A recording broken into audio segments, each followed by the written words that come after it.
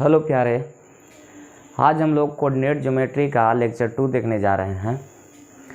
इसके पहला क्लास जो हम लोग सीखे थे उसमें 7.1 थ्योरी प्लस में उसका जो एक्सरसाइज का क्वेश्चन था, प्रत्येक सवाल हम लोग बना चुके थे।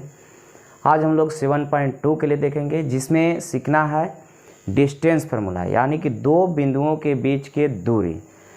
इस एक्सरसाइज में होगा। ये चैप्टर 7 है और इसमें 7.1 जो था 7.1 हम लोग कंप्लीट कर चुके हैं। इसके फर्स्ट क्लास जो था, इसका पहला जो क्लास था कोऑर्डिनेट का, उसमें 7.1 कंप्लीट हो चुका था। अब हम लोग 7.2 के बारे में देख रहे हैं, जिसमें डिस्टेंस फार्मूला सीखना है। दो बिंदु दिया हुआ रहेगा, एक बिंदु x1 y1 दे रहेगा, एक बिंदु का निर्देशांक दिया हुआ है x2 और y2। तो इन दोनों बिंदु के बीच के दूरी निकालना है। तो पहले इसको हम लोग देखते हैं दूरी कैसे निकलेगा। तो यहाँ पर किस क्वाड्रेंट में किसका मान प्लस किसका मान माइनस सब हम लोग सीख चुके थे।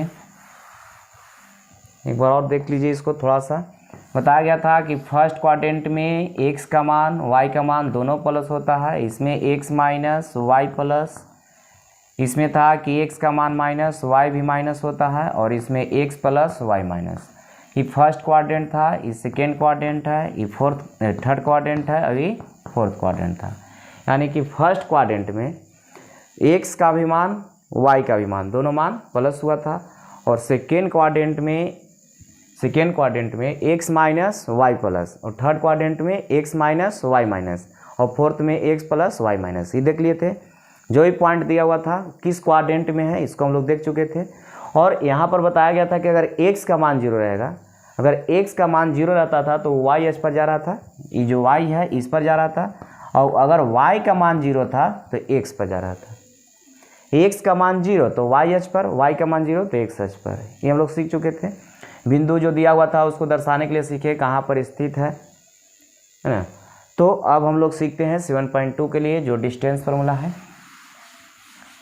देखिए इसमें दो पॉइंट दिया हुआ है, एक का नियामक ले लिए x1 y1। xy हम लोग ले रहे थे, लेकिन यहाँ दो पॉइंट लेना है, इसलिए एक पॉइंट का नाम दे दिए x1 y1 और एक का नाम देते हैं x2 y2। तो ई हो गया यहाँ पर, देखिए x1 ये पॉइंट हो गया, और एक पॉइंट ले लिया गया इसमें b, जिसका कोऑर्डिनेट दिया हुआ है x2 y2। ठीक है, तो एक पॉइंट है x1 y1, एक है x2 y2। इसको कोऑर्डिनेट हम लोग सीखे थे कि x होता है x डैश y, और ये होता है y डैश। इसको फर्स्ट क्वाड्रेंट बोल रहे थे, इसमें सेकेंड क्वाड्रेंट बोले थे, इसको थर्ड, इसको फोर्थ बोला गया था। देखिए यहाँ पर हम लोग का डिस्टेंस फार्मूला निकालना है। यहाँ x1 y1 जो दिया हुआ है या x2 y2 दिया हुआ है, इसमें ई नहीं लिखा हुआ है कि प्लस में या माइनस में। प्लस भी हो सकता है, माइनस भी हो सकता है, लेकिन हम लोग यहाँ से एक फार्मूला तैयार करेंगे। पहले फार्मूला तैयार कर लेते हैं, उसके बाद देखा जाएगा कि प्लस रहेगा तो कैसे बनेगा, माइनस रहेगा तो कैसे बनेगा, वो सब होगा। तो यहाँ पर एक पॉइंट ए है जिसका कोऑर्डिनेट x1 y1 है, एक पॉइंट बी लिया गया है जिसका कोऑर्डिनेट x2 y2 है, और ई दोनों पॉइंट के बीच का क्या करना है, दूरी निकालना है। यही डिस्टेंस हम लोग का चाहिए, डी। ठीक है, x1 y1 है, यहाँ x2 y2 है, इसको a मान लिया गया है, पॉइंट को b मान लिया गया है। ए बी निकालना है, यानी कि जो डिस्टेंस होगा यहाँ पर कितना, ए बी होगा। यही ए बी का मान हम लोग को ज्ञात करना है। तो यहाँ से अगर हम लोग एक अक्ष पर लंब डालते हैं, इसका नाम देते हैं l। यहाँ b से एक अक्ष पर लंब डाल दिए, जिसका नाम दे दिए m, परपेंडिकुलर है। ए बिंदु से ए एल जो है परपेंडिकुलर है, किस पर खींचा गया है, एक अक्ष पर, और बिंदु बी से बी एम जो है परपेंडिकुलर किस पर खींचा गया है, एक अक्ष पर। ये हो गया। ठीक है, तो यहाँ पर बताइए कि जो पॉइंट है इसका कोऑर्डिनेट x1 y1 दिया हुआ है, तो x जो दिया हुआ है, x यहाँ से यहाँ तक डिस्टेंस दिया हुआ है, तो x क्या जगह पर कितना होगा, तो x1 दिया हुआ है, तो यहाँ से यहाँ तक दूरी कितना हो जाएगा, ये तो ओरिजिन पॉइंट है, मूल बिंदु है। यहाँ से यहाँ तक दूरी तो x1 दिया हुआ तब ना x का मान x1 हुआ, ये y1 है, इसका मतलब कि यहाँ से यहाँ तक जो दूरी है ये y1 होगा। तो ये जब y1 है तो ए भी यहाँ से यहाँ तक दूरी क्या हो जाएगा, y1 हो जाएगा। अब देखिए यहाँ जो ई मान निकलेगा, इसका भी मान ये भी कितना हो जाएगा, y1 हो जाएगा। ठीक है। यहाँ ई जो इस पर होगा, ई जो यहाँ पर लाइन दिया गया है ए, और इसका नाम दे देते हैं एन। ए एन जो है एक्स अक्ष के समानांतर है, तो ई इस पर परपेंडिकुलर है, तो ये भी क्या हो जाएगा परपेंडिकुलर। ठीक है, यानी कि ए एन जो है परपेंडिकुलर किस पर हो गया, बी एम पर हो गया। तो यहाँ से यहाँ तक डिस्टेंस दिया हुआ कितना y1 है, यहाँ से यहाँ तक x1 है, तो यहाँ से यहाँ तक अगर देखें तो ई पॉइंट दिया हुआ x2 y2, तो यहाँ से यहाँ तक टोटल दूरी कितना हो जाएगा, तो ई जो दूरी होगा कितना हो जाएगा x2 हो जाएगा, और यहाँ से पॉइंट जो दिया हुआ है यहाँ से जो डिस्टेंस होगा इसका देखिए यहाँ से ये कितना हो जाएगा y2। तो ये जब y2 है तो ये भी कितना टोटल हो जाएगा यहाँ से यहाँ तक दूरी, ये y2 हो जाएगा, समानांतर है। यहाँ से यहाँ तक जो दूरी है y2 है, तब ना यहाँ पर y2 लिखा हुआ है, जिसे हम लोग यहाँ पर देख रहे थे कि यहाँ x 2 और 3 को दर्शाना है इस ग्राफ पर। तो x का मान 1 2 देखे थे, तो x बराबर 2 का ग्राफ इस तरह से बना था, और y का मान 1 2 3 देखे थे, इसका ग्राफ यहाँ बना था, जहाँ पर मिला था लिख रहे थे। तो यही ना x का मान हुआ, x का मान कितना हो गया 2, और यहाँ से यहाँ तक कि y का मान है, तो y का मान कितना हो गया 3। ये x का मान 2, y का मान कितना है 3 है। तो उसी प्रकार यहाँ पर 2 और 3 नहीं दे करके ये पॉइंट का निर्देशांक कितना हो गया 2 और 3। तो यहाँ पर 2 3 नहीं दे करके x2 y2 के रूप में दिया हुआ है। तो यहाँ से यहाँ तक जो दूरी होगा जो x होता है, इसमें x का मान कितना दिया हुआ है x2, और y का जो मान दिया हुआ है यही ना y का मान है, यहाँ से यहाँ देखिए y का मान कितना है 3 है। उसी प्रकार यहाँ y का मान कितना हो जाएगा, तो y2 हो जाएगा। तो टोटल यहाँ से b और m जो हो गया कितना हो गया y2, bm का मान कितना हो गया y2 हो गया, और om का मान कितना हो गया x2 हो गया। तो अब बताइए कि पूरा दूरी में से om में से अगर al को घटा लें तो यहाँ पर बचेगा कितना, al घटा लेंगे तो बच जाएगा सिर्फ यहाँ से देखिए टोटल दूरी om में से अगर ol को माइनस कर लेते हैं तो सिर्फ e वाला बच जाएगा, यहाँ से यहाँ तक बचेगा। तो इसका मान कितना होगा, तो om में से ol को माइनस किया जाए तो ol का जो मान है x2 है, और ol का मान जो है से x1 है। तो इसका जो मान बचेगा कितना बचेगा x2 माइनस में x1। अब बताइए यहाँ टोटल दूरी दिया हुआ है कितना y2 है, उसमें से y1 को माइनस कर लेंगे तो सिर्फ यहाँ से यहाँ के बीच की दूरी बचेगा, तो e कितना बचेगा, तो y2 माइनस में y1 बच जाएगा, y2 माइनस y1 यहाँ से यहाँ तक ये y2 माइनस y1 है। ठीक है, इसे यहाँ पर देखिए लिख देते हैं कि OL का जो मान हम लोग के पास था x1 है, OM का मान कितना है, OM का मान x2 दिया हुआ है, और यहाँ पर LM का मान निकाले हैं, LM का मान, तो OM में से OL को माइनस किया गया है, तो OL का मान कितना है x2, OM का मान OM का मान कितना है x2, और OL का मान कितना है x1 है। तो ये निकाले हैं कि L का जो मान आएगा कितना आएगा x2 माइनस x1। अब यहाँ पर देखिए यहाँ इसमें n लिखा हुआ था, यहाँ पर n है, ये जो है इसका मान AL जो है NM के बराबर है, AL बराबर किसका होगा NM के बराबर। दोनों समानांतर भी है, या यहाँ पर ये रेक्टेंगल बन रहा है यानी कि आयत बन रहा है, तो आयत में आमने सामने की भुजा का हो जाता है बराबर होता है, तो ई जितना होगा उतना ही ये भी होगा, दोनों समानांतर भी है। तो यहाँ पर AL का जो मान आया NM के बराबर आया, और यहाँ पर देखिए तो टोटल दूरी यहाँ से यहाँ तक कितना दिया हुआ, यानी कि BM का मान इसको नहीं लिखे हैं, इसका मान कितना है y1 है, और BM का जो मान दिया हुआ है B और M का मान कितना दिया हुआ है y2 दिया हुआ है। अब y2 टोटल दूरी दिया हुआ है, यहाँ से यहाँ तक y1 दिया हुआ है, इसमें से घटा लेंगे तो b और n निकल जाएगा, तो bn बराबर हम लोग लिख सकते हैं कि bm माइनस कितना हो जाएगा nm हो जाएगा। तो bm जो दिया हुआ है, bm का मान कितना है y2 है, और nm का मान कितना है y1 है, तो यही मान निकाले थे। ठीक है, तो यहाँ पर हम लोग का मान निकल गया b और n का मान।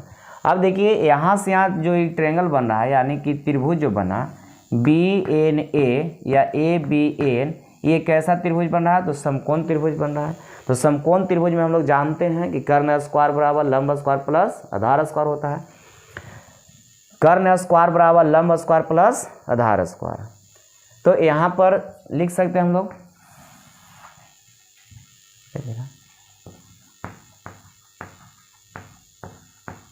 समकोण त्रिभुज ए बी एन, या यहाँ से भी लिख सकते हैं त्रिभुज बन रहा है बी एन ए में चल रहा है, ठीक है, इसमें चल रहे हैं बी एन ए में चल रहे हैं। तो इसमें इसका मान निकल गया है और ए एन का भी मान निकल गया है। तो ए एन किसका बराबर होगा, तो एल एम का जो मान होगा ए एन के बराबर होगा। यहाँ पर देखिए एल एन जो लिखा हुआ है एल एम वो ए एन के भी बराबर होगा, क्योंकि यहाँ पर आयत भी बन गया ये और समानांतर भी है। देखिए यहाँ एन, तो ये आयत बना तो आमने सामने की भुजा बराबर, ई जितना होगा उतना ही वो भी होगा, ए जितना उतना ही ये भी होगा। क्यों बराबर है, तो इधर तो जगह नहीं है, लिख सकते हैं कि यहाँ ए एल एम एन एक आयत बन गया। तो आयत है इसलिए ई भुजा बराबर हो जाएगा, अभी बराबर होगा, आमने सामने की भुजा बराबर होता है। तो यहाँ पर इसका मान निकाल लिए, इसका मान निकाल लिए, इस त्रिभुज में चल रहे हैं हम लोग। तो कैसा त्रिभुज है, तो समकोण त्रिभुज है। समकोण त्रिभुज में हम लोग जानते हैं कि कर्ण स्क्वायर बराबर, तो कर्ण इसमें कौन हो जाएगा, ए बी हो जाएगा। कर्ण स्क्वायर बराबर में कितना, लंब स्क्वायर, तो लंब यहाँ पर कितना हो गया बी एन, लंब हो गया बी एन, और आधार स्क्वायर, आधार कितना है ए एन। एक बार और देखिए, समकोण त्रिभुज में हम लोग जानते हैं कि कर्ण स्क्वायर बराबर लंब स्क्वायर प्लस आधार स्क्वायर, या आधार स्क्वायर प्लस लंब स्क्वायर लिखिए, ये प्लस में होता है, इसको पहले भी लिख सकते हैं, कोई दिक्कत नहीं है। यहाँ पर बी एन स्क्वायर के जगह पर एन स्क्वायर भी लिख सकते हैं, इसको इधर लिखिए, उसको कोई दिक्कत नहीं। तो कर्ण स्क्वायर बराबर लंब स्क्वायर प्लस आधार स्क्वायर होता है। तो यहाँ पर ए बी का मान दिया हुआ नहीं है, ए बी का ही मान ज्ञात करना है, इसका मान निकालना है ए बी का। तो ए बी को छोड़ देते हैं, ए बी स्क्वायर को, ए बी का ही मान निकालना है, ए डिस्टेंस हम लोग को निकालना था ए बी का मान। और बी एन का मान दिया हुआ है, बी एन का मान कितना है y2 माइनस में y1 है, और प्लस में इसका मान ए एन का मान दिया हुआ है, ए एन का मान कितना है, देखिए यही चीज़ था, ए एन का मान भी y2 माइनस नहीं x2 माइनस में x1 है। ए एन का मान कितना दिया हुआ है x2 माइनस x1। तो यहाँ पर इसका मान हम लोग लिख सकते हैं कि x2 माइनस में x1 का स्क्वायर, x2 माइनस x1 का स्क्वायर हो जाएगा। अब यहाँ पर ए बी का मान चाहिए, तो ए बी स्क्वायर हटेगा तो उधर जाके रूट में हो जाएगा, तो रूट में होगा तो डिस्टेंस है इसलिए ये पॉजिटिव ही रह जाएगा, या यहाँ मोड लगा के लिख सकते हैं y2 माइनस y1 का होल स्क्वायर और प्लस में x2 माइनस x1 का होल स्क्वायर, ठीक है। तो यहाँ पर दो बिंदुओं के बीच की दूरी निकालने का जो फॉर्मूला होता है यही होता है root under y2 minus y1 का whole square plus x2 minus x1 का होल स्क्वायर, या इसको पहले लिख सकते हैं। तो यहाँ पर ए बी इक्वल टू लिख सकते हैं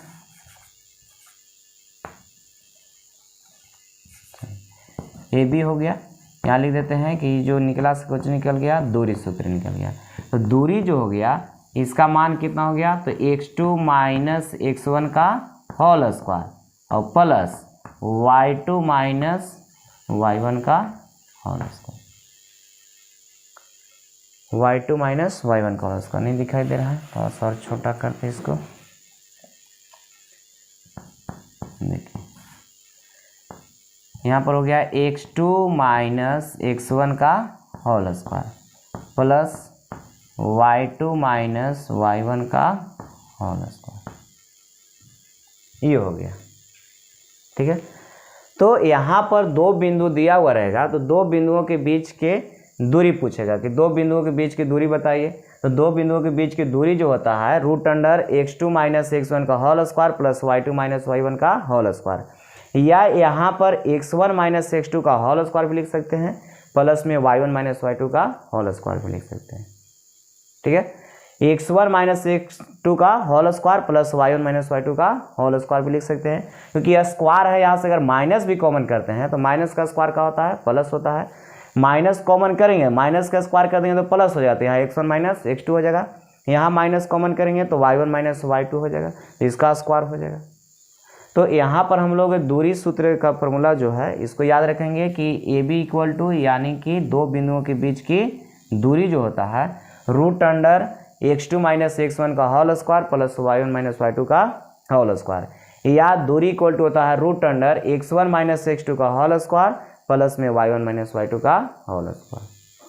ठीक है, दो बिंदुओं के बीच की दूरी, इसको नहीं याद रखना है कैसे हुआ, यहाँ पर सिर्फ हम लोग को याद रखना है कि दो बिंदुओं के बीच की जो दूरी होता है root under x2 minus x1 का whole square plus y2 minus y1 का होल स्क्वायर, या इसको बोलते हैं कि x1 माइनस x2 का whole square plus y1 minus y2 का होल स्क्वायर, या बोल सकते हैं कि x नियामकों में अंतर, x जो नियामक दिया हुआ उसका अंतर का वर्ग प्लस में y नियामकों में अंतर का वर्ग, यानी कि 2 पॉइंट दिया हुआ रहेगा। इसका एग्जाम्पल अभी लेंगे कैसे बनाना है।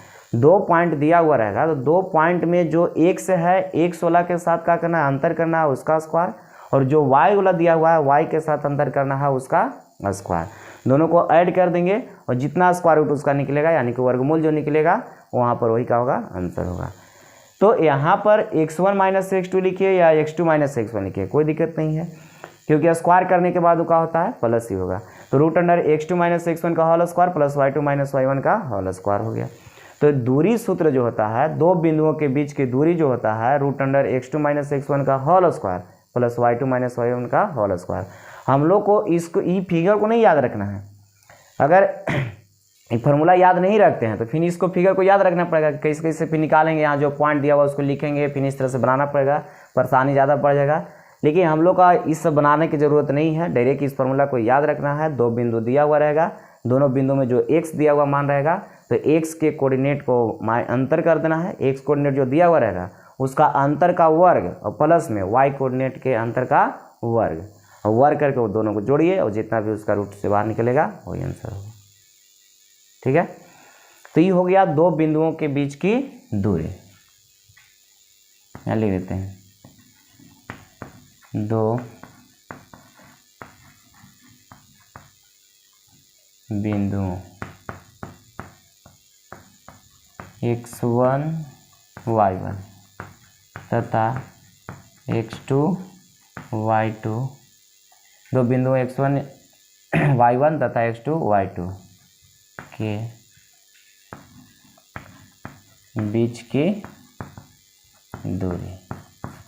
ठीक है, दो बिंदुओं के बीच की दूरी हो गया। तो दो बिंदु के बीच की दूरी निकालने के लिए रहेगा तो फार्मूला होता है root under x1 minus x2 का whole square plus y1 minus y2 का होल स्क्वायर, या इसको बोल सकते हैं root under x2 minus x1 का whole square plus y minus y2 का होल स्क्वायर। दो बिंदु दिया हुआ था तो उसका हम लोग ये फार्मूला निकाल चुके हैं कि दो बिंदु दिया हुआ रहेगा, एक का कोऑर्डिनेट x1 y1 और दूसरा पॉइंट का दिया हुआ था कोऑर्डिनेट x2 y2। तो दोनों के बीच के जो दूरी था root under x1 minus x2 का whole square plus y minus y2 का होल स्क्वायर रूट अंडर में था, या root under x2 minus x1 का whole square plus y2 minus y1 का होल स्क्वायर, या बोला गया कि इसको हम लोग लिख सकते हैं कि x नियामकों में अंतर का वर्ग और प्लस y नियामकों में अंतर का वर्ग।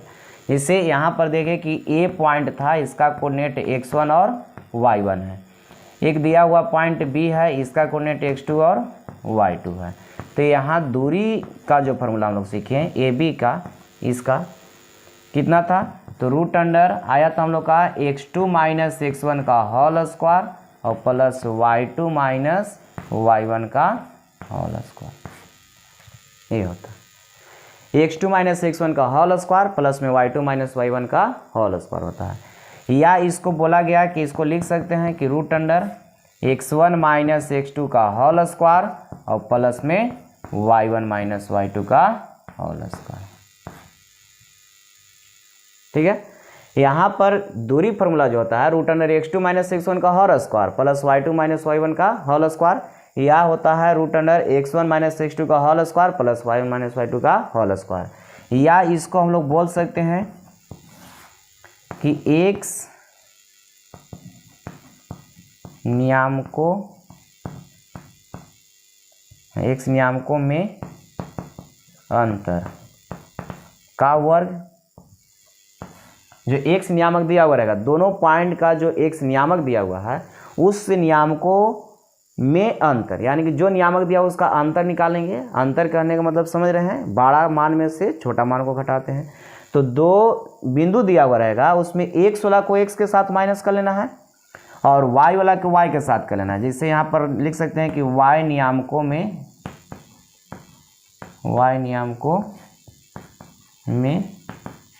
अंतर का वर्ग। इस तरीक़े से भी कर सकते हैं, x नियामकों में अंतर का वर्ग प्लस में y नियामकों में अंतर का वर्ग।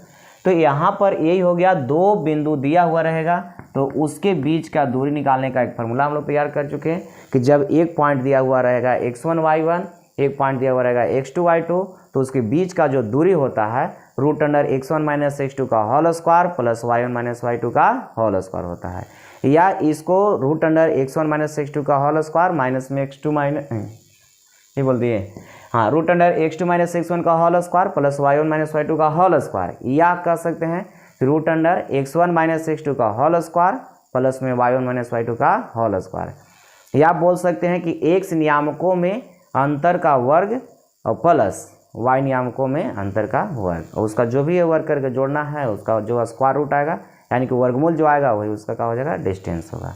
पहले एक आध एग्जाम्पल देखते हैं, जिससे देखिए यहाँ पर, हाँ हो गया।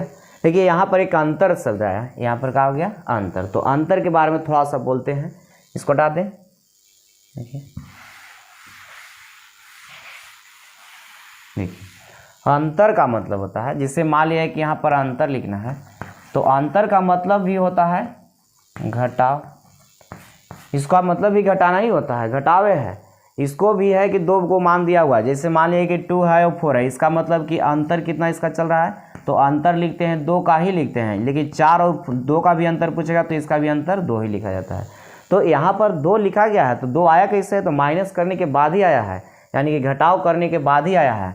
लेकिन इसको घटाते कैसे हैं, तो यहाँ पर जब अंतर कहेगा तो घटाते हैं, लेकिन घटाते कैसे हैं, तो बड़ा मान में से छोटा को घटाते हैं, ये घटाते हैं। जो बड़ा मान दिया हुआ रहेगा उसमें से छोटा वाला को घटाते हैं। इसलिए यहाँ पर जब भी अंतर आता है तो हमेशा पॉजिटिव आता है। अंतर जब भी निकालने का बात आएगा, 2 मान दिया हुआ रहेगा उसका अंतर निकालना है, तो अंतर करने के बाद पॉजिटिव ही आता है। क्यों आता है पॉजिटिव, क्योंकि बड़ा में से किसको घटाया जा रहा है, छोटा को, तो बड़ा में से छोटा को घटाएंगे तो आएगा ही प्लस में। जैसे एग्जाम्पल में देखिए, यहाँ पर दे रहेगा कि 2 है और एक मान दिया हुआ है माइनस में 3 दिया हुआ है, बोल रहा है कि इसका अंतर बताइए कितना का चल रहा है। तो यहाँ पर एक प्लस में है एक माइनस में है, अंतर करना है, दोनों प्लस में हो जाएगा। जैसे यहाँ पर बड़ा कौन मान हो गया, अंतर करना है, यहाँ पर घटाव नहीं लिख रहे हैं, अंतर लिख रहे हैं। अंतर का मतलब होता है कि बड़ा में से छोटा को घटाना है, तो बड़ा इसमें कौन है, 2 की माइनस 3 है, तो बड़ा इसमें तो 2 हो गया, तो 2 में से घटाना है किसको, घटाना तो है ही, यहाँ पर घटाना ही है, लेकिन किस में से घटाना है, तो जो बड़ा मान है उसमें से छोटा वाला घटाना। तो छोटा कितना हमको पास, माइनस में 3 घटाए हैं, लेकिन किसको घटाए हैं, तो जो छोटा मान था उसको घटाए हैं। तो माइनस में भी माइनस में है, तो माइनस माइनस का हो जाएगा प्लस हो जाएगा, तो यहाँ पर खो गया 5। ठीक है, अब यहाँ पर आता, तो जिससे यहाँ दिया हुआ रहेगा, दूसरा एग्जाम्पल हो गया कि यहाँ 7 दिया हुआ है 11 दिया हुआ है, बताइए कि इसका अंतर कितना का होगा।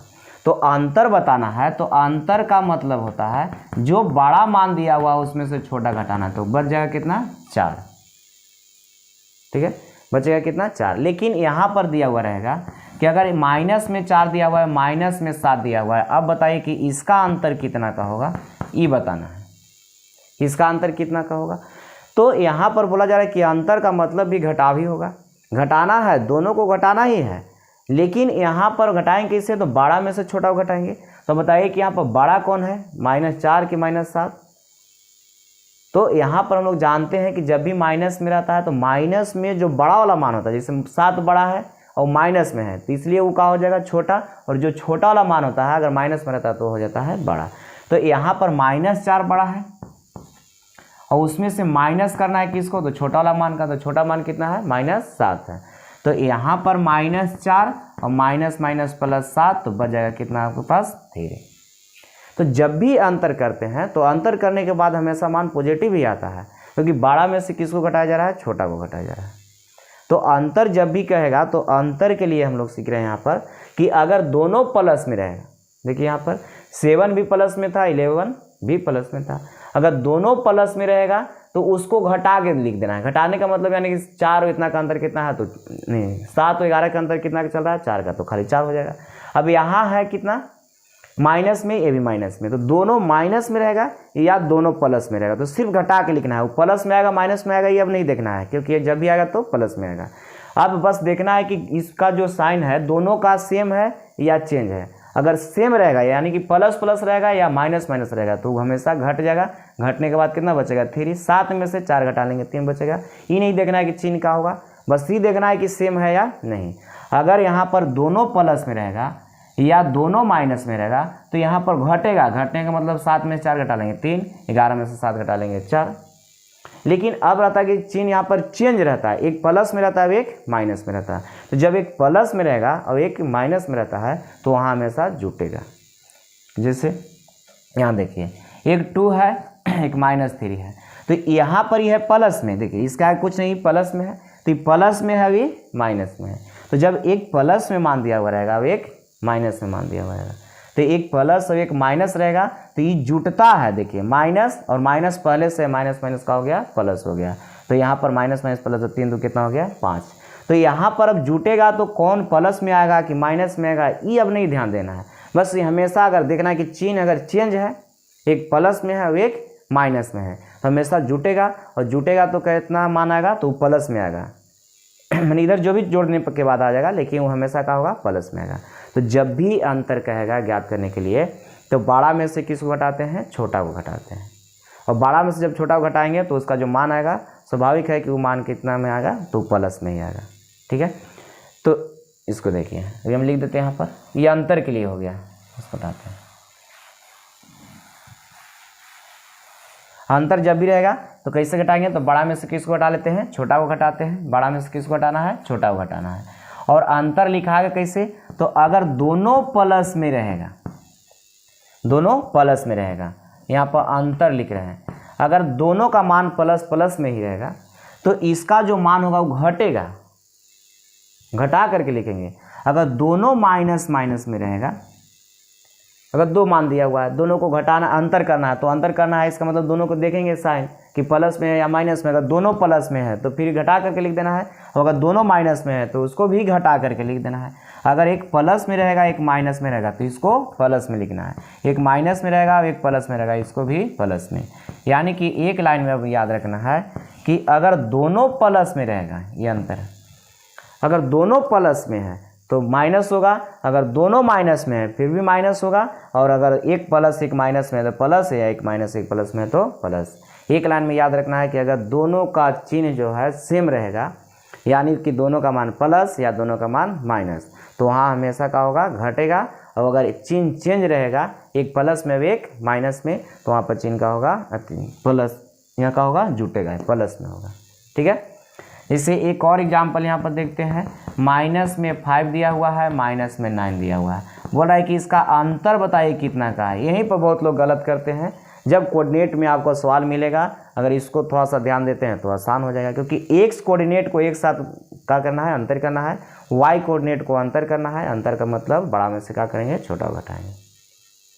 ठीक है, तो यहाँ जो दिया हुआ सिंबल ये दोनों है माइनस माइनस में, तो अभी बोला गया कि दोनों माइनस माइनस में रहेगा तो उसको माइनस करना है, लेकिन माइनस लिखना नहीं है, माइनस नहीं लिखना है, माइनस सिर्फ करना है कि 9 में से 5 घटेगा तो कितना बच जाएगा 4, ये घटाना। अभी बताया गया कि जब भी अंतर करेंगे तो पॉजिटिव ही आएगा। यहाँ पर माइनस में, यह भी माइनस में, दोनों माइनस है तो माइनस करेंगे लेकिन प्लस में नहीं लिखेंगे। जिस माइनस करने का मतलब कि 9 में से 5 घटा लेंगे तो कितना बचेगा 4। जैसे एक और एग्जांपल देखिए, माइनस में 11 है, माइनस में 4 है। अब बताइए इसका अंतर कितना का चल रहा है, इसका अंतर कितना का है, तो इसका जो अंतर होगा कितना का होगा, तो यहाँ दोनों माइनस माइनस में इसलिए घटेगा, तो 11 में से 7 यदि 4 घट जाएगा तो कितना बच जाएगा, तो 7 बच जाएगा। अब किसी प्रकार कोई दिक्कत तो नहीं होना चाहिए यहाँ पर, क्योंकि दोनों एक लाइन में फिर से बोल देते हैं कि अगर दोनों प्लस प्लस में है तो माइनस कर देना है उसको, अगर दोनों माइनस माइनस में है फिर भी माइनस करना है, लेकिन यहाँ पर चिन्ह का हो जाएगा चेंज होगा, एक प्लस में रहेगा एक माइनस में रहेगा, तो वहाँ पर क्या होगा प्लस होगा। ठीक है। अब यहाँ पर देखते हैं कुछ एग्जाम्पल, जो अभी हम लोग कोऑर्डिनेट में दो बिंदुओं के बीच की दूरी जो निकाल रहे थे उसका एग्जाम्पल हम लोग देखते हैं कि किस तरह से अंतर करेंगे। ठीक है, चलिए, इसमें तो दिक्कत होना नहीं चाहिए किसी प्रकार से। चलिए देखिए, अब एग्जाम्पल, एक पॉइंट दिया हुआ है 2 है, माइनस में 3 है, एक पॉइंट है 7 और 2, बोल रहा है कि ए बी का मान निकालना है, यानी कि दूरी निकालना है, ये बताना है। ए का मान दिया हुआ है, बी का मान दिया हुआ है, दोनों बिंदुओं के बीच की दूरी बताना है। तो दो बिंदु दिया हुआ है, उसके बीच की दूरी बताइए कितना होगा।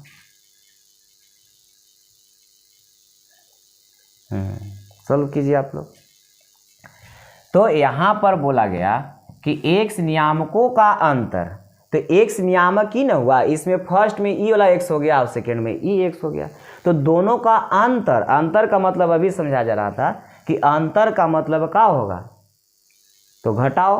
तो घटाओ कैसे, तो बड़ा में से छोटा, लेकिन अब हम लोग का बड़ा छोटा नहीं देखना है, कौन बड़ा है कौन छोटा है, बस देखना है कि दोनों प्लस में है कि दोनों माइनस में है, या दोनों यहाँ पर जो दिया हुआ है माइनस में है कि दोनों प्लस में है, या देखना है कि एक प्लस एक माइनस में है या एक माइनस एक प्लस में है। यहाँ पर देखना है, मैंने चिन्ह अब देखना है कि दोनों प्लस में है या दोनों माइनस में, या एक प्लस एक माइनस है या एक माइनस एक प्लस है, यही देखना है। तो यहाँ जो अंतर जिसके साथ करना है वो दोनों को देखना है, इसको नहीं देखना है कि ई प्लस में भी माइनस में किस क्वाड्रेंट में जाएगा, इससे हमको मतलब नहीं है। हम लोग का x वाला को देखना है, यहाँ पर x, यहाँ पर भी x है, तो इसमें x1 y1 था, इसमें x2 y2 है, तो x1 माइनस से x2 होता है, या x2 माइनस से x1 होता है, या दोनों का अंतर होता है। तो अंतर कहने का मतलब 5 और 2 का अंतर नहीं, 7 और 2 का अंतर कितना का चल रहा है, 5 का, तो 5 हो जाएगा यहाँ पर अंतर का वर्ग प्लस। अब देखिए इन दोनों का अंतर, तो आगे यहाँ पर एक माइनस में एक प्लस में, एक माइनस और एक प्लस रहेगा तो उसको जोड़ के लिखते हैं। जोड़ने का मतलब कि यहाँ पर -3 और यहाँ पर 2, तो दोनों को जोड़ेंगे तो कितना हो जाएगा, 5 हो जाएगा। क्यों 5 लिखा गया, क्योंकि यहाँ पर ये भी माइनस में अभी प्लस में, अभी लिखा गया कि माइनस में एक प्लस में रहेगा तो उसको हम लोग क्या करते हैं, प्लस में लिखते हैं। लेकिन यहाँ पर प्लस में आएगा ये कि माइनस में आएगा, इसको देखने की ज़रूरत नहीं है। क्यों, क्योंकि यहाँ पर अंतर निकाल रहे हैं, तो अंतर का मतलब होगा बड़ा में से छोटा घटाना, तो हमेशा प्लस आ रहा था। वो अभी देखे भी कि जब भी अंतर निकाल रहे हैं तो उसका मान पॉजिटिव ही आ रहा है। कोई कहे कि इसको एक बार और बताइए, तो यहाँ पर देखिए -3 है और यहाँ पर 2 है, अंतर करने का मतलब बड़ा इसमें कितना है 2 और माइनस छोटका इसमें कितना है -3, तो 2 माइनस माइनस प्लस 3 यानी कितना हो जाएगा 5।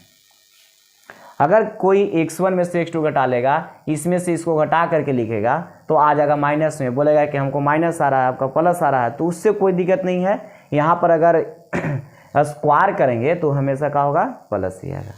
ठीक है, तो यहाँ पर हम लोग माइनस नहीं कर रहे हैं कि x2 में से ही x1 को घटा रहे हैं या x2 में से x1 घटा रहे हैं, यहाँ पर हम लोग अंतर पर बना रहे हैं कि दोनों का अंतर, तो अंतर 5 का चल रहा है। अब बताइए कि यहाँ पर कितना हो जाएगा, तो 5 का स्क्वायर 25 और यहाँ भी 5 का स्क्वायर 25, दोनों को जोड़ेंगे तो हो जाएगा 50, या 25 गुने 2 भी लिख सकते हैं, 25 गुने 2, 25 दूना के 50 हो जाएगा।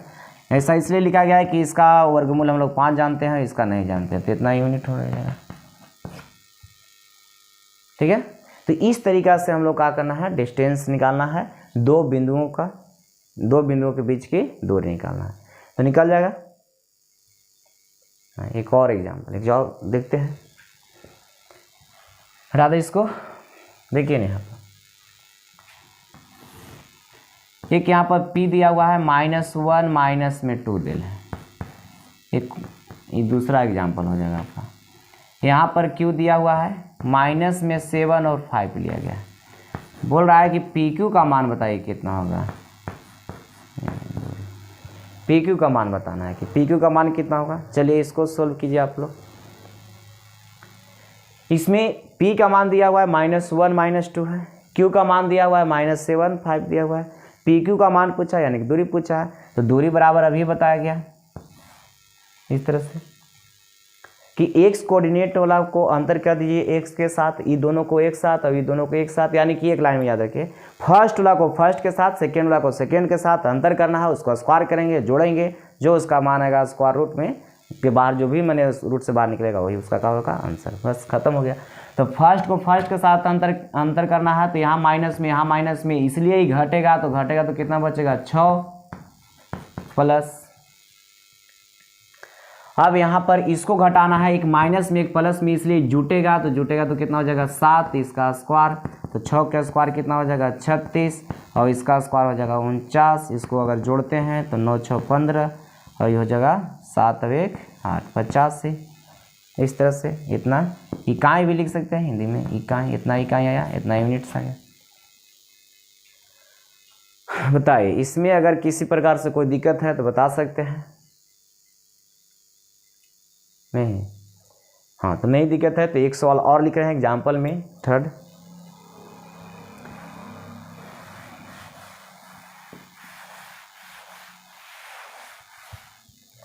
देखिए यहाँ पर थर्ड एग्जाम्पल है कि एक मान दिया हुआ है 0 है, माइनस में 7 है, और एक मान दिया हुआ है b का माइनस में 5 है और 2 है। बोलेगा कि ए बी का मान बताइए कितना होगा, इसका दूरी कितना हो जाएगा, ए और बी का मान बताना है। बोलिए ए बी का मान कितना। हाँ ठीक है, यहाँ पर देखिए रूट अंडर इसका अंतर, तो अंतर बताइए। तो माइनस में 5 है तो इकरा में कितना होगा अंतर, जब 0 है तो 0 बड़ा है, इसमें बड़ा कौन है 0, तो बड़ा का में से छोटका को घटाते हैं, तो घटाना है किसको, तो -5 को, तो 0 माइनस माइनस प्लस 5 हो जाएगा, इसलिए कितना 5 हो जाएगा। अब यहाँ नहीं पता चला है कि प्लस में है कि माइनस में है, यहाँ माइनस में दिया हुआ है तो उससे कोई दिक्कत नहीं है। यहाँ पर बड़ा कौन है, तो बड़ा कौन है 0, यह माइनस में है इसलिए हो गया छोटा, तो 0 में से घटाएंगे तो माइनस माइनस प्लस हो गया, यानी कि यहाँ पर कितना हो जाएगा अंतर 5 हो जाएगा। इसका कितना का अंतर आएगा, तो एक माइनस में है और एक प्लस में है, इसलिए इसका जो अंतर होगा वो माइनस में होगा, तो माइनस में होगा तो 7 और 2 कितना हो जाएगा 9 हो जाएगा। अब 5 का स्क्वायर कितना, तो 25 और 8 9 का स्क्वायर 81। अब इसको जोड़ेंगे तो ये हो जाएगा 6 और ये कितना हो जाएगा 10। सही है ना, 5 1 6 और 8 2 10, ठीक है, इतना इकाई आ गया। अगर स्क्वायर रूट निकलता है इसका वर्गमूल तो निकालेंगे, अगर नहीं निकलेगा तो छोड़ देंगे, कोई दिक्कत नहीं। यहाँ पर बताइए किसी प्रकार से कोई दिक्कत है तो नहीं। एक और एग्जांपल लेते हैं, एग्जाम्पल फिर एक्सरसाइज में बनेगा, वहाँ जो भी सवाल दिया हुआ रहेगा उसको बनाएंगे। लेकिन यहाँ पर एक और फॉर्मूला में ही लिखता है, एग्जाम में पूछते रहता है कि एक पॉइंट जो है उसका मान 0 0 दे रहेगा और कोई एक पॉइंट दिया हुआ रहेगा एक्स वाई दे देगा या कुछ भी दिया हुआ रहेगा, तो बोलेगा कि 0 0 और कोई पॉइंट दिया हुआ रहेगा, इतना के बीच की दूरी निकालिए। यानी कि 0 0 जो दिया हुआ है वो हमको मूल बिंदु दिया हुआ है। इसका मतलब कि जो पूछ रहा है वो मूल बिंदु से एक्स वाई की दूरी कितना होगा, जिसे यहाँ पर रहेगा मूल बिंदु से, मूल बिंदु से, बिंदु ही दे रहेगा, मूल बिंदु से एक बिंदु दिया हुआ रहेगा, यहाँ पर ही बिंदु लिख देते हैं कि मूल बिंदु से बिंदु एक्स वाई की दूरी बताइए, ये दे रहता है मूल बिंदु से एक्स वाई की दूरी। तो मूल बिंदु का नियामक हम लोग जानते हैं कि 0 0 होता है, इसका मतलब कि एगो पॉइंट हमको तो 0 0 दे दिया है और दूसरा का पॉइंट दिया हुआ है एक्स और वाई, तो इसमें क्या दिक्कत है, x2 - x1 और y2 - y1 करके स्क्वायर कीजिए, या यहाँ पर 0 0 है तो 0 इसमें से माइनस करेंगे या प्लस करेंगे, उससे कोई फर्क नहीं पड़ेगा। अगर 0 में से इसको हटाएंगे तो माइनस आएगा, स्क्वायर करेंगे तो प्लस से बनेगा।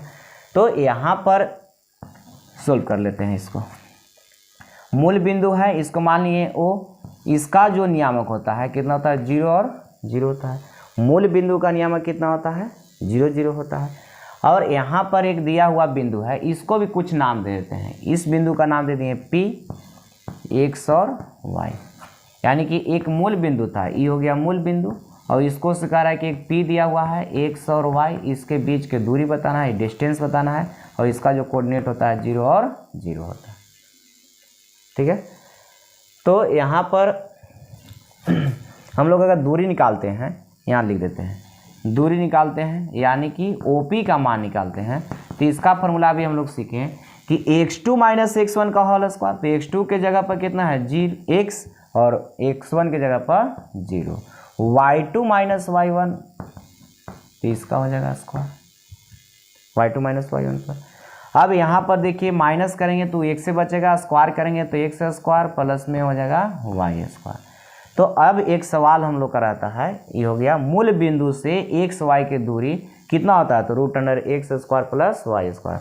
तो कभी कभी एग्जाम में पूछते रहता है, ये ऑब्जेक्टिव सवाल में रहेगा कि मूल बिंदु से एक्स वाई की दूरी निम्नलिखित में से कौन होगा। तो जो ऑप्शन बनाता है उसमें कभी कभी रूट ही हटा देगा, रूट देगा लेकिन यहाँ माइनस कर देगा, और एक में प्लस रहेगा, एक नन ऑफ दीज रहेगा, तो जिसमें प्लस वाला रहेगा और रूट में रहेगा तो हो जाएगा आंसर।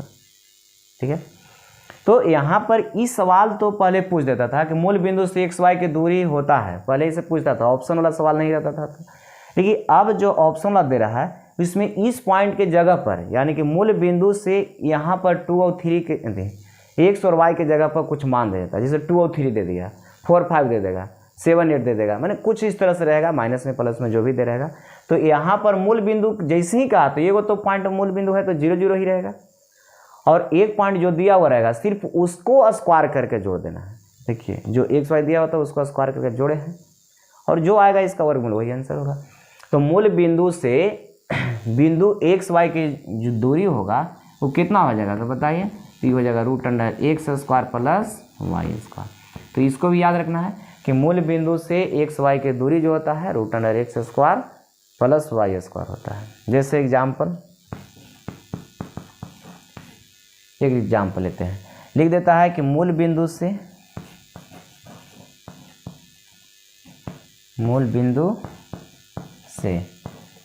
2 3 की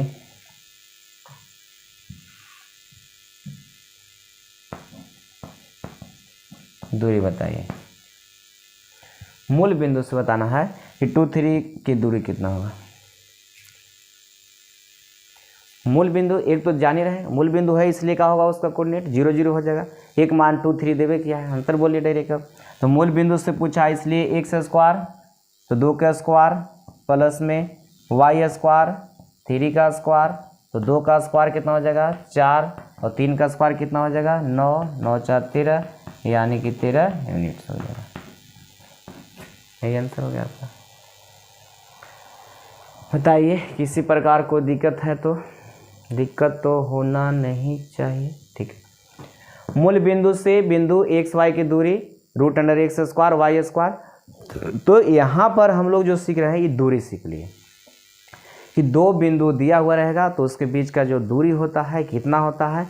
अब इस दूरी का प्रयोग करके जो डिस्टेंस फार्मूला हम लोग सीखे हैं कि 2 बिंदु दिया हुआ रहेगा उसके बीच का जो दूरी होता है, उस दूरी के सहायता से अब हम लोग को बताना है, 3 गो पॉइंट दे देगा, बोलेगा कि त्रिभुज का शीर्ष है, तो बताइए कि यह समबाहु त्रिभुज है या समद्विबाहु त्रिभुज है या समकोण त्रिभुज है या समद्विबाहु है या विषमबाहु है, मैंने जो भी यहाँ पर त्रिभुज के बारे में बोलेगा वो बताने के लिए रहता है। वहाँ लिख देता है कि यहाँ पर बताइए कि ये जो 3 गो शीर्ष दिया हुआ है, ये 3 गो शीर्ष से कैसा होगा, इसका जो आकृति बनेगा वो कैसा होगा, जैसे समबाहु त्रिभुज होगा कि त्रिभुज होगा, त्रिभुज में कैसा होगा, त्रिभुज तो होगा लेकिन त्रिभुज में कैसा होगा, समबाहु होगा, समद्विबाहु होगा कि विषमबाहु होगा कि समकोण होगा, ये हो गया। ये कब ऐसे पूछेगा, जब 3 पॉइंट दिया हुआ रहेगा तब। तो 3 पॉइंट दे देगा और पूछता है कि ये जो त्रिभुज बनेगा इसको से 3 पॉइंट से वो कैसा त्रिभुज बनेगा। तो इसको अब हम लोग सीखते हैं कि समबाहु कब होगा, समद्विबाहु कब होगा, विषमबाहु कब होगा। ठीक है, और 4 पॉइंट कभी कभी दे देता है, और 4 पॉइंट दे करके कहेगा कि यह जो चारों पॉइंट है ये आयत का नहीं चतुर्भुज का शीर्ष है। 4 पॉइंट दिया हुआ रहेगा तो पूछेगा कि ये चतुर्भुज का शीर्ष है। तो चतुर्भुज का जो शीर्ष दिया हुआ है वहाँ पर रहेगा कि 4 गो शीर्ष दिया हुआ है, तो वहाँ पर पूछता है कि आयत होगा कि समानांतर चतुर्भुज होगा कि वर्ग होगा कि सम चतुर्भुज होगा, बताइए। तो वहाँ पर अब कैसे समचतुर्भुज होगा, कैसे समानांतर चतुर्भुज होगा, कैसे वर्ग होगा, इसके बारे में हम लोग सीखेंगे। तो यहाँ पर अभी जो हम लोग सीखने जा रहे हैं त्रिभुज के बारे में पहले सीख रहे हैं, त्रिभुज के बाद फिर इसमें देखेंगे चतुर्भुज के बारे में। और एक चीज़ और इसमें पूछेगा आपको, ये जो 3 पॉइंट दिया जा रहा है 3 पॉइंट ही रहेगा। अब बोलता है कि डिस्टेंस फार्मूला का प्रयोग करके बताइए कि यह जो तीनों पॉइंट है इस संरेख या संरेखी है। ये 3 पॉइंट दे देगा, उसको कोई देखता है कि कुछ है संरेख या संरेखी भी लिखे रहता है, संरेखी कोलिनियर होता है। 3 पॉइंट दिया हुआ रहेगा, कै पॉइंट रहेगा 3 पॉइंट रहेगा, 3 पॉइंट दे देगा और बोलेगा कि बताइए कि दूरी का प्रयोग कर, सूत्र का प्रयोग करके, दूरी के सूत्र का प्रयोग कर बताना है कि जो 3 पॉइंट दिया हुआ रहेगा, मान लीजिए कि वो ए है, एक बी है, एक सी है, 3 पॉइंट दिया हुआ रहेगा और बोलेगा कि यहाँ दूरी का प्रयोग करके बताइए कि जो तीनों बिंदु है संरेख है। तो अब संरेख तो नाम आ गया, लेकिन अब संरेख कहेंगे किसको, तो थोड़ा सा संरेख के बारे में बोल लेते हैं।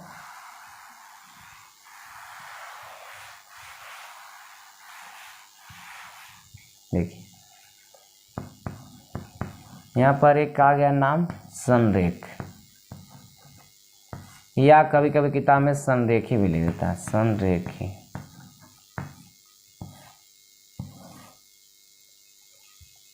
कोलिनियर होता है ना।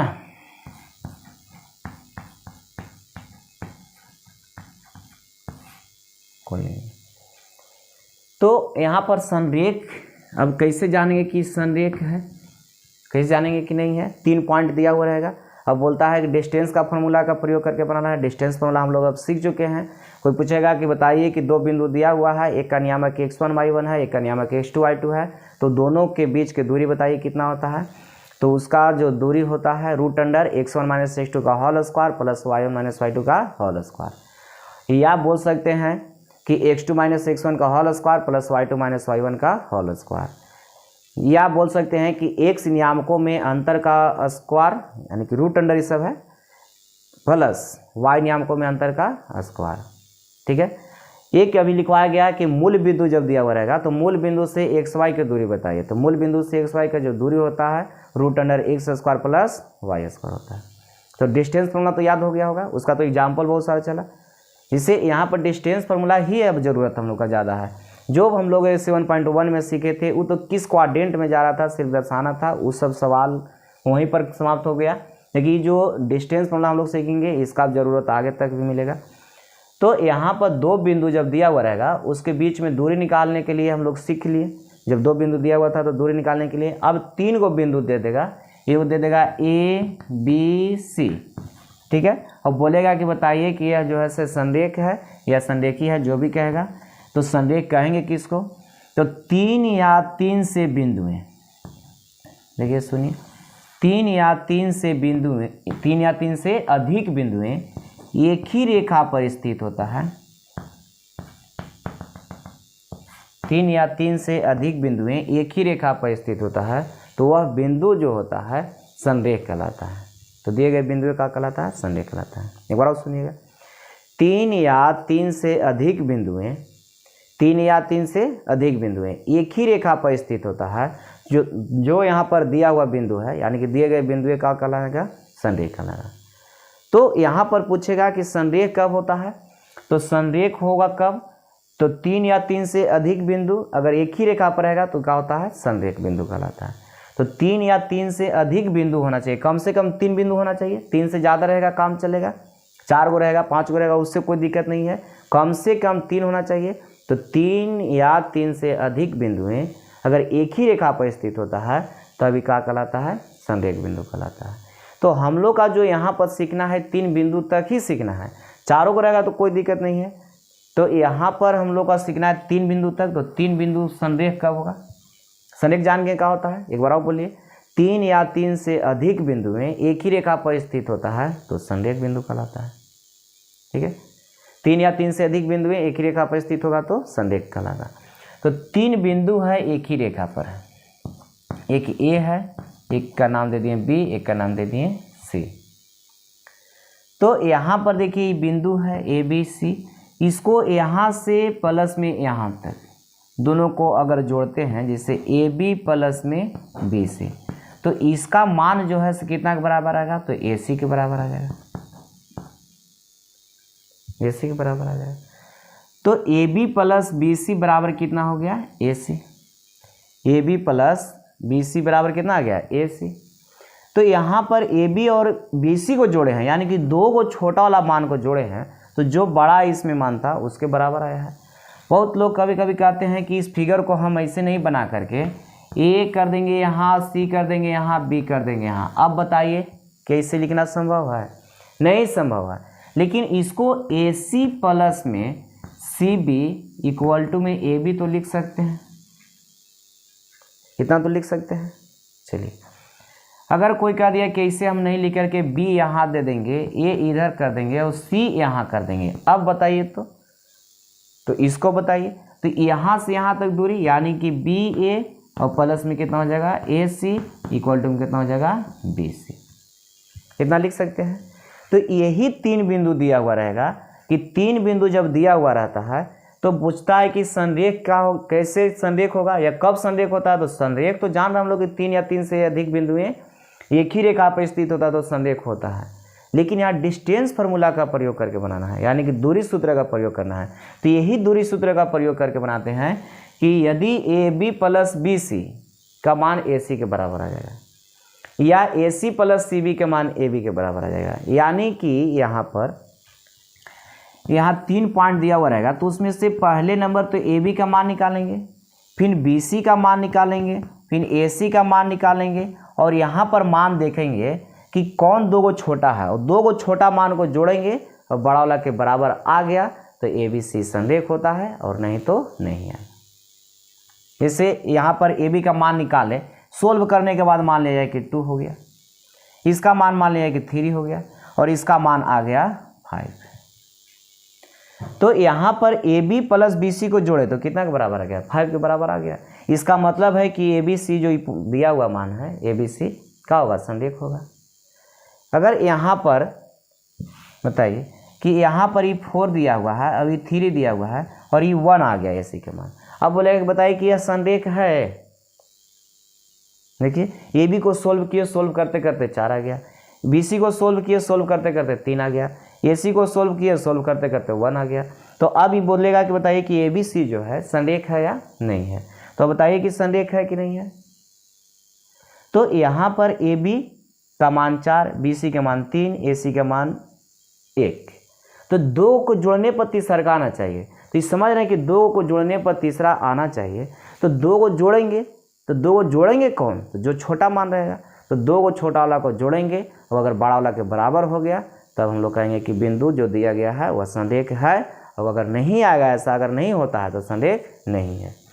तो 2 को निकाल लेंगे, ए बी प्लस नहीं, ए बी या बी सी ए सी, जो भी निकालना चाहते हैं। ए बी को निकालिए, उसको जोड़िए बी सी में, चाहे सी बी निकालिए, उससे कोई दिक्कत नहीं है। तो यहाँ पर a B B C A सी निकाल लेंगे और 2 को छोड़कर मान को जोड़ेंगे, बड़का के बराबर आ जाएगा तो संरेख हो जाएगा। तो यहाँ पर ये डिस्टेंस फार्मूला से निकालने के लिए हो गया। तो डिस्टेंस फार्मूला से जब निकालना होगा कि बताइए कि 3 को पॉइंट दिया हुआ है तो यहाँ पर संरेख कब होगा, तो अब बता सकते हैं आप लोग। ए बी निकालेंगे, बी सी निकालेंगे, ए सी निकालेंगे और उसमें 2 को जोड़ेंगे। तो 2 को जोड़ेंगे किसको, तो जो छोटा मान रहेगा। तो छोटा मान को जोड़ेंगे और उसका जो बड़ा वाला मान है उसके मान के अगर बराबर आ गया तब यहाँ पर कहेंगे कि ए बी सी संरेख है, अन्यथा नहीं है। ठीक है। तो संरेख में कोई दिक्कत है तो बताइए। तो इस संरेख में दिक्कत नहीं है, एग्जाम के लिए इम्पोर्टेंट है। यहाँ पर जब हम लोग त्रिभुज का क्षेत्रफल सीखेंगे, यानी कि एरिया निकालने के लिए जब हम लोग सीखेंगे आगे, तो उसमें भी संरेख दिखाने के लिए रहता है। तो वहाँ एरिया से निकालते हैं। जैसे यहाँ पर हम लोग जानते हैं त्रिभुज जब है तो त्रिभुज का शीर्ष ए बी सी है, 3 पॉइंट इसमें भी हो गया ए बी सी। तो ए बी सी जो दिया हुआ है ये 3 पॉइंट दे देगा, वहाँ पर हम लोग इसका क्षेत्रफल निकालेंगे और क्षेत्रफल निकालेंगे, इसका मान कितना के बराबर आ जाएगा, 0 के। तो कहेंगे कि संरेख है। तो कैसे होगा 0, तो यहाँ पर देखिए कोई भी त्रिभुज रहता है, किसी भी त्रिभुज में 2 भुजा को जोड़ते हैं तो तीसरा भुजा से क्या होता है, बड़ा होता है। कोई भी त्रिभुज रहेगा किसी त्रिभुज में, इसको हटा दे यहाँ से, संरेख देख लीजिए, संरेख में तो कोई दिक्कत नहीं होना चाहिए। एक बार और अगर दिक्कत है तो निकाल बोल देते हैं। ए दी रहेगा, बी दे रहेगा, सी रहेगा, तीनों का कोऑर्डिनेट दिया हुआ रहेगा। बोलेगा डिस्टेंस फार्मूला से यानी कि दूरी का सूत्र का प्रयोग कर बताइए कि बिंदु इतना इतना इतना संरेख है। तो पहले नंबर तो ए बी निकालेंगे, बी सी निकालेंगे, ए सी निकालेंगे और उसमें से दो को जोड़ना है। तो दो को जोड़ेंगे, बड़का के बराबर आना चाहिए। तो जोड़ेंगे कौन? तो जो छोटा दो रहेगा वो दोनों को जोड़ेंगे। अगर बड़का के बराबर आ गया तो कह देंगे कि ए बी सी संरेख है, और नहीं तो नहीं है। अगर नहीं आएगा तो नहीं है। तो यहाँ पर इस संरेख में तो कोई दिक्कत नहीं है। अब इसको हटाते हैं।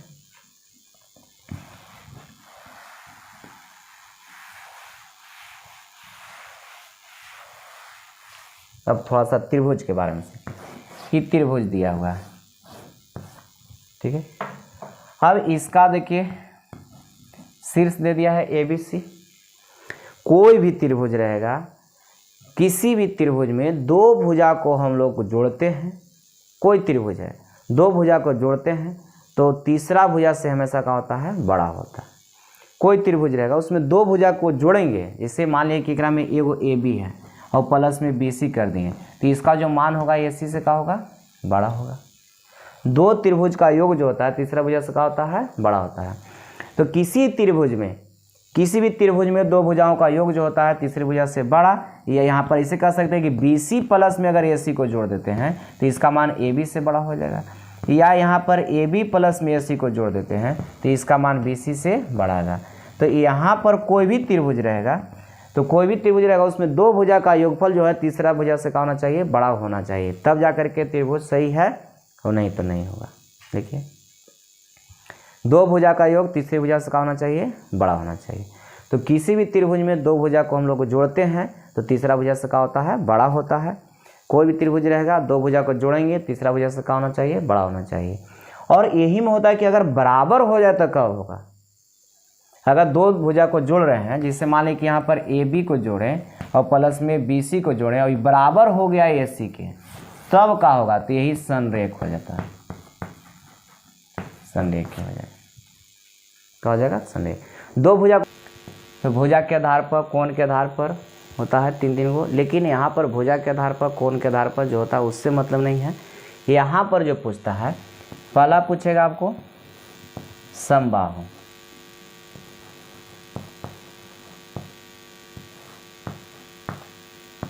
समबाहु, ठीक है। कौन रहेगा? समबाहु त्रिभुज रहेगा। तो समबाहु त्रिभुज जब रहेगा तो तीन शीर्ष तो दिया हुआ रहेगा, जैसे ये त्रिभुज हो गया। कैसा त्रिभुज है? तो समबाहु त्रिभुज है। यहाँ डिस्टेंस मतलब है, एंगल से कोई मतलब नहीं है। डिस्टेंस फार्मूला से हमको बनाना है तो ये भुजा से मतलब होगा। तो यहाँ पर देखिए समबाहु त्रिभुज ये जानते हैं हम लोग कि समबाहु त्रिभुज का होता है जिसमें प्रत्येक भुजा का होता है बराबर होता है। समबाहु त्रिभुज में प्रत्येक भुजा का होता है बराबर होता है, यानी कि इसमें जब तीनों शीर्ष दिया हुआ रहेगा, पूछेगा कि बताइए कि यह समबाहु त्रिभुज है या नहीं है। तो समबाहु त्रिभुज होगा यदि ए बी बराबर बी सी बराबर ए सी आ जाएगा। ए बी निकालेंगे तो ए बी कैसे निकालेंगे? तो दूरी सूत्र से निकालेंगे। बी सी निकालेंगे दूरी सूत्र से निकालेंगे। ए सी निकालेंगे दूरी सूत्र से निकालेंगे, क्योंकि दूरी दिया हुआ है। तो ए बी निकालेंगे, बी सी निकालेंगे और ए सी निकालेंगे। अगर तीनों का मान इक्वल आ गया, तीनों का मान समान हो गया, तो कह देंगे कि वैसा त्रिभुज है, समबाहु त्रिभुज है। तो समबाहु त्रिभुज का शीर्ष पूछता है कि किसका शीर्ष है? तो समबाहु त्रिभुज का शीर्ष है। तो यहाँ पर ए बी सी का मान दिया हुआ रहेगा। पूछेगा कि यहाँ पर समबाहु त्रिभुज कब होगा? तो जब ए बी का मान या बी सी के मान और ए सी के मान तीनों के मान बराबर हो जाएगा, तो बोलेंगे कैसा त्रिभुज है? समबाहु त्रिभुज है। तो समबाहु तो बहुत आसान है कि ए बी निकालेंगे, बी सी निकालेंगे, ए सी निकालेंगे। कोई भी त्रिभुज पूछेगा तो ए बी बी सी सी ए तो निकालना ही होगा, या A B B C A C S C A जो भी कहिए। तो यहाँ पर अगर तीनों ही बराबर हो गया तो समबाहु। अगर दो बराबर एक बराबर नहीं हुआ तो समद्विबाहु। अगर एक भी बराबर नहीं आया तो विषमबाहु। एक बच जाता है समकोण। तो समकोण में हम लोग जानते हैं कि कर्ण स्क्वायर बराबर लंब स्क्वायर प्लस आधार स्क्वायर है, यानी कि यहाँ पर हम लोग कहेंगे कोई भी दो भुजा के वर्गों का योग जो होगा तीसरी भुजा के वर्ग के बराबर आ जाएगा, तो वह क्या हो जाएगा? समकोण त्रिभुज हो जाएगा। समकोण त्रिभुज कैसे होगा? तो कोई भी दो भुजा को वर्ग करके जोड़ेंगे और तीसरा भुजा के वर्ग के बराबर आ जाएगा, तो वह समकोण त्रिभुज हो जाएगा। तो यहाँ पर समबाहु त्रिभुज है, समबाहु में प्रत्येक के भुजा का होता है बराबर होता है। अब एक हो गया समद्विबाहु, दूसरा लिखते हैं समद्विबाहु त्रिभुज पूछेगा। तो समद्विबाहु कैसे होता है, तो इसमें कोई भी दो भुजा बराबर होगा, ए बी सी दिया हुआ है, कोई भी दो भुजा बराबर, जैसे ए बी बराबर आ जाएगा बी सी, तो यहाँ पर does not equal to a सी के बराबर आएगा। दो को भुजा बराबर एक बराबर नहीं होगा तो समद्विबाहु होगा। या इसको में ए बी का मान जो है ए सी के बराबर आ जाएगा तो does not equal to b c रहेगा। या इसमें हम लोग कह सकते हैं कि अगर बी सी का मान ए सी के बराबर आ गया तो does not equal to a b हो जाएगा। ठीक है, कोई दो भुजा को हम लोग दो भुजा का मान बराबर होगा, कोई भी दो भुजा का मान बराबर आएगा, एक भुजा का मान बराबर नहीं होगा तो कैसा होगा समद्विबाहु। अगर तीनों भुजा का मान बराबर आ गया तो क्या हो जाएगा समबाहु हो जाएगा। अगर यहाँ पर एक भी भुजा बराबर नहीं आएगा विषमबाहु त्रिभुज है, विषमबाहु त्रिभुज। इसमें जो है एक भी भुजा बराबर नहीं होगा, ये सब बराबर नहीं होगा, ये हो गया बी हो गया और सी हो गया। इसमें कोई भी भुजा बराबर नहीं होगा, जैसे a b does not equal to b c does not equal to a c. A b निकाल लेंगे, बी सी निकाल लेंगे और सी ए निकाल लेंगे। सबसे पहले तो त्रिभुज जैसी पूछा है तो ए बी तो निकालना ही होगा, बी सी भी निकालना पड़ेगा, ए सी निकाल लेंगे और उसमें तीनों का मान बराबर आ गया तो समबाहु। दो का बराबर आ गया, एक बराबर नहीं आएगा तो समद्विबाहु। अगर एक भी बराबर नहीं आ रहा है तो विषमबाहु हो जाएगा।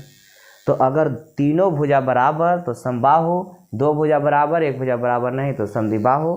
अगर यहाँ पर कोई भी भुजा बराबर नहीं आएगा तो विषमबाहु हो जाएगा। तो इस तीनों त्रिभुज में बताइए किसी प्रकार से कोई दिक्कत है तो एक बार और देखिए। त्रिभुज जब भी पूछेगा, त्रिभुज का तीन शीर्ष दिया हुआ रहेगा तो इसी में से कोई पूछेगा, या एक समकोण पूछता है तो इसके बाद समकोण बता रहे हैं। तो यहाँ पर अगर तीनों का मान बराबर आ गया तो समबाहु, दो बराबर एक बराबर नहीं आएगा तो समद्विबाहु, अगर एक भी बराबर नहीं आया तो विषमबाहु। तो समकोण कब होगा, तो समकोण में होता है कि कोई भी दो भुजा के वर्ग करके जोड़ते हैं, कोई भी दो भुजा है उसको वर्ग करके क्या करेंगे जोड़ेंगे, और तीसरा भुजा जो रहेगा उसको वर्ग के बराबर आ गया तो क्या हो जाएगा समकोण हो जाएगा। यहाँ पर एक और बच गया, इसमें हम लोग का समकोण, समकोण त्रिभुज, इसको लिख देते हैं। फिगर नहीं बनाते इसमें क्योंकि समकोण तो यहाँ पर है, कोई बिंदु पर भी समकोण बन सकता है, तो यहाँ पर लिख देते हैं किन्हीं दो भुजाओं के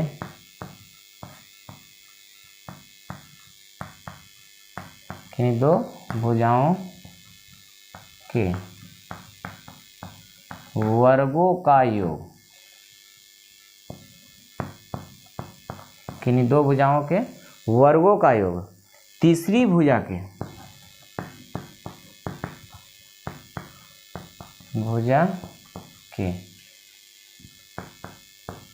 वर्गों के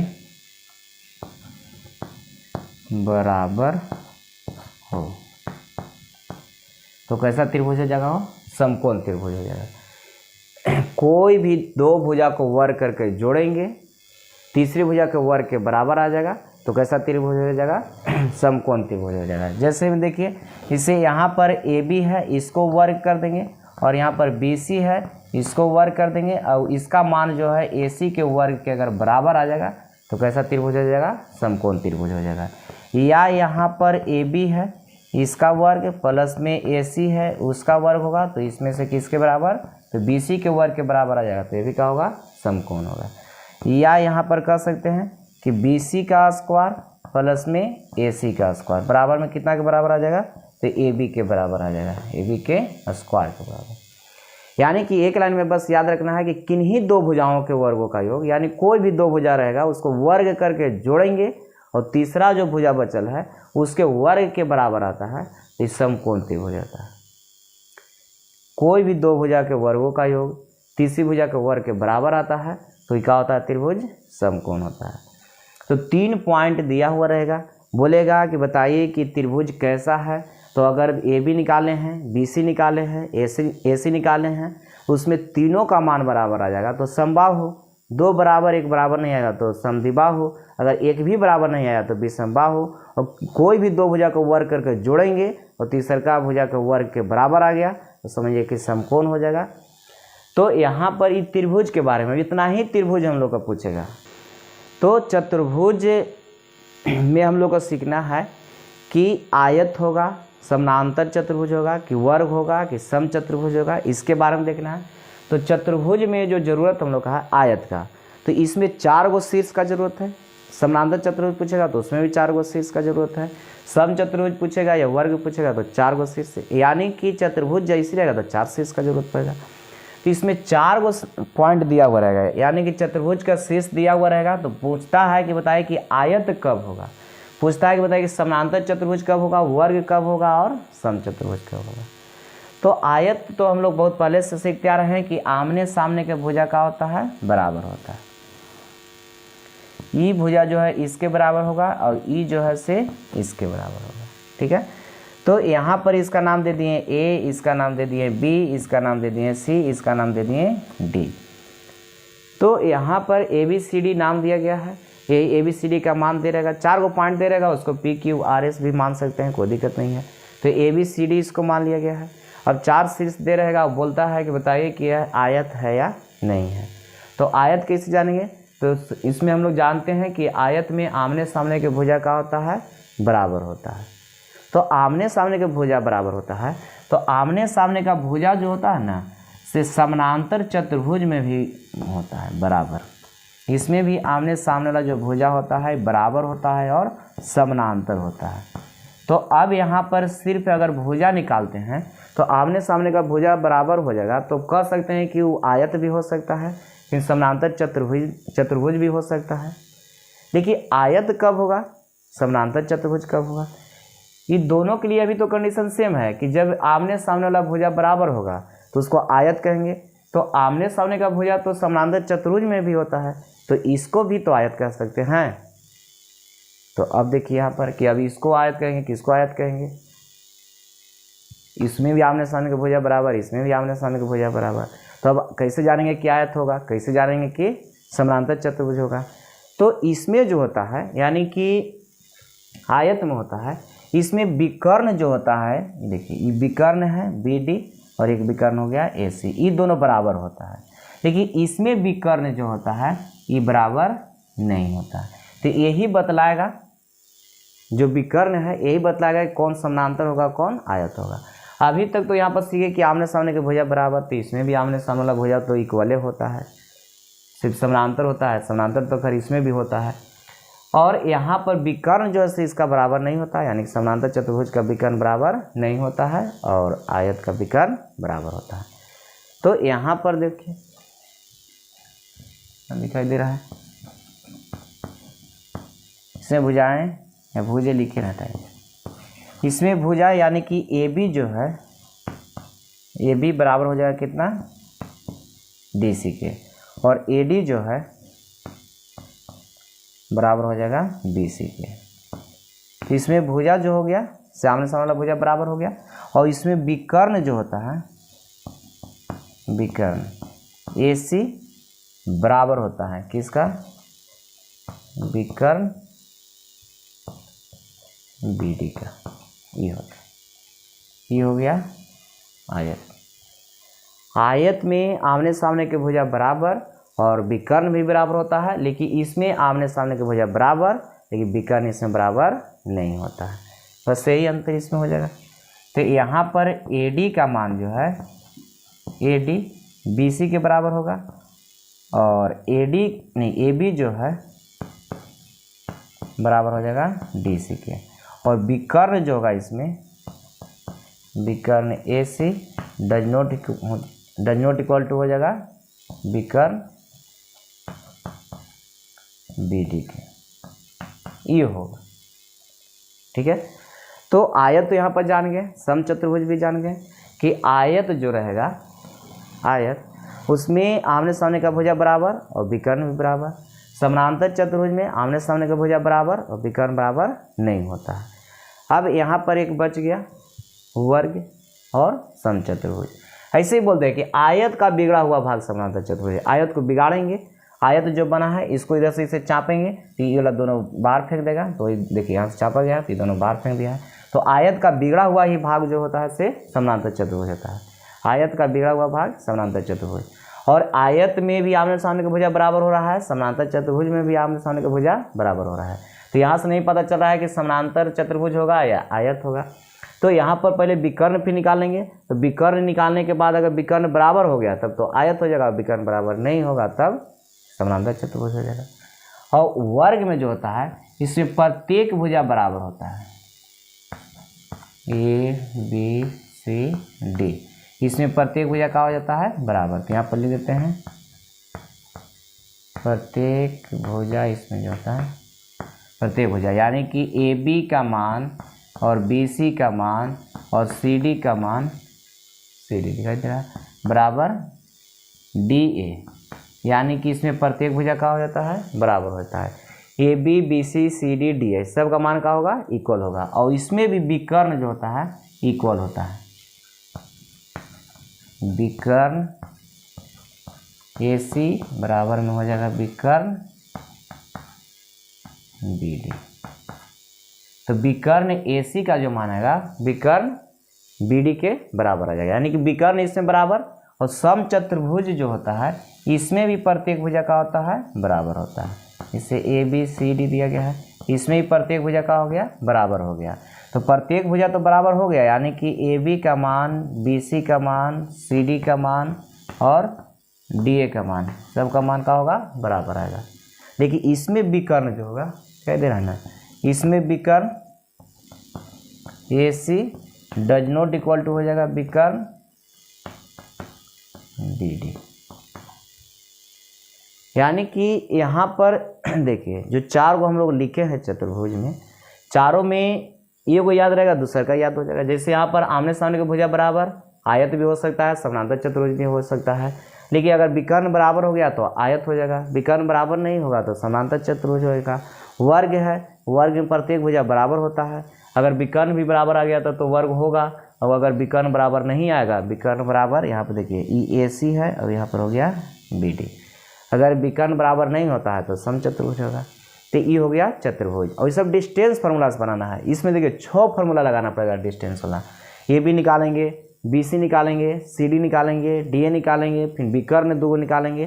तो 6 बार दूरी सूत्र वाला लिखना होगा फार्मूला। इसलिए वहाँ पर बताया गया कि वहाँ पर जब भी बनाएंगे हम लोग तो अंतर पर बनाएंगे, क्योंकि 6 बार इसको लिखना है। 6 बार x1 - x2 करने में परेशानी होगा, प्लस माइनस दे रहेगा तो और दिक्कत है। तो यहाँ पर बताया कि अगर अंतर याद रहेगा, अंतर करने का मतलब अगर दोनों का साइन सेम रहेगा तो वहाँ पर माइनस कर लेना है। और साइन एक चेंज रहेगा, एक प्लस एक माइनस, एक माइनस एक प्लस रहेगा तो वहाँ पर दोनों को प्लस कर लेना है।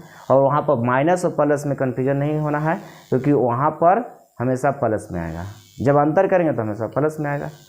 तो यहाँ पर 6 को फार्मूला 6 बार यहाँ डिस्टेंस फार्मूला लिखना पड़ेगा, इसलिए उसको अंतर वाला ही याद रखिए आप लोग ज़्यादा से ज़्यादा, है ना। तो ये हो गया आयत समानांतर चतुर्भुज। 7.2 में अब नहीं दिक्कत होना चाहिए, कोई भी सवाल आप बनाइए। अगर बनाना चाहते हैं तो आप लोग बना सकते हैं। तो यहाँ पर देखिए परिघ केंद्र का होता है, तो त्रिभुज का जो शीर्ष होता है वृत्त के परिधि को टच करता है या वृत्त के परिधि पर स्थित होता है। ए बी सी वृत्त के परिधि को क्या कर रहा है, त्रिभुज का जो शीर्ष होगा वृत्त के परिधि पर होगा। तो इसका जो केंद्रक होता है यही परिघ केंद्र कहलाता है। ये हो गया, इसको जी भी नाम दे सकते हैं, ठीक है। तो यहाँ पर पूछ देता है कि इसका मान दे देगा या इसका मान नहीं भी दे रहता है। ए बी सी का मान दिया हुआ रहेगा और परिघ केंद्र निकालने के लिए रहेगा। तो यहाँ से देखिए, यहाँ से अगर इसको मिलाते हैं तो त्रिज्या बन जाएगा। ये भी यहाँ से यहाँ तक अगर मिलाएंगे तो ये भी त्रिज्या हो जाएगा, ये भी त्रिज्या हो जाएगा, ठीक है। तो यहाँ पर अब हम लोग को निकालना है कि इसका मान बताइए। तो इसका मान दिया हुआ रहेगा, इसका मान दिया हुआ रहेगा, इसका मान दिया हुआ रहेगा। तो तीनों का मान दे रहता है। इसका मान पूछ देगा, या पूछता है कि परिघ त्रिज्या ज्ञात करें, यानी कि इसका त्रिज्या भी पूछ देता है कभी कभी। तो त्रिज्या अगर पूछा है तो तो ई मान तो निकालना ही पड़ेगा। यहाँ पर जो जी लिए हैं, यहाँ कुछ मान सकते हैं, पी क्यू आर जो भी मानना चाहते हैं मानिए, वो मानिए, है ना, या पी मानिए जो भी है। तो यहाँ पर जो जी लिखे हैं, यहाँ पर जो भी मान आएगा वो तो निकालना ही होगा, जितना भी मान आ जाए उसको निकालना पड़ेगा, क्योंकि यहाँ पर हम लोग को निकालना है त्रिज्या, इसका मान निकालना है, या इसका मान निकालना है, या इसका मान निकालना है, प्रत्येक तो बराबर ही होगा। तो यहाँ पर इसको मान हमको चाहिए, तो यहाँ पर नहीं भी पूछेगा, अगर त्रिज्या सिर्फ पूछा है तो इसको मान तो निकालना ही पड़ेगा। तो इसको मान लेंगे कुछ कि x है या y है, इसका कोऑर्डिनेट मान लेंगे, इसका मान दिया हुआ रहेगा, x1 है, y1, x2 और y2, इसका मान x3 y3, इसके जगह पर कुछ मान दिया हुआ रहेगा, इसका मान लिए कोऑर्डिनेट दिया हुआ कितना है, x और y है। तो अब पूछता है कि इसका मान निकलेगा किससे, तो देखिए यहाँ से यहाँ तक जो हो गया से त्रिज्या हो गया, ये भी हो गया त्रिज्या, ये भी हो गया त्रिज्या, एक ही वृत्त में है इसलिए प्रत्येक त्रिज्या का हो जाएगा इक्वल होगा। तो यहाँ पर GA का जो मान होगा और GB का मान होगा और GC का, तीनों का मान का होगा बराबर होगा, ठीक है। या इसको अब हम लोग ऐसे भी लिख सकते हैं, इसको लिख सकते हैं कि GA का जो मान है GB के बराबर है, या यहाँ पर हम लोग कह सकते हैं कि GA का जो मान है GC के मान के बराबर है। GA बराबर इतना लिखा हुआ है, इतना बराबर इतना लिखा हुआ है, या GB बराबर GC लिखा हुआ है तो GB बराबर GC यहाँ पर लिख दिए। तो इसको से एक इक्वेशन बनेगा XY में, इसका तो मान दे रहेगा तो XY में एक इक्वेशन बन जाएगा, और इसको से एक इक्वेशन बनेगा, और ये दोनों इक्वेशन को सोल्व करेंगे, और सोल्व करने के बाद जो XY का मान आएगा वही इसका क्या होगा, केंद्र हो जाएगा। और केंद्र का मान जब निकल जाएगा तो इसका त्रिज्या भी निकल जाएगा। तो यहाँ पर G और A, तो त्रिज्या कैसे निकलेगा, तो दूरी सूत्र से निकलेगा, x1 - x2 का whole square plus y - y2 का होल स्क्वायर। तो जैसे निकालना है अंतर से निकालिए, दोनों का अंतर करके जो भी निकालिए, तो दूरी हम लोग सीख चुके हैं। तो इतना से 7.2 जो है, जितना भी सवाल उसमें दिया हुआ है प्रत्येक सवाल बन जाएगा। तो आप लोग उसको बनाइएगा।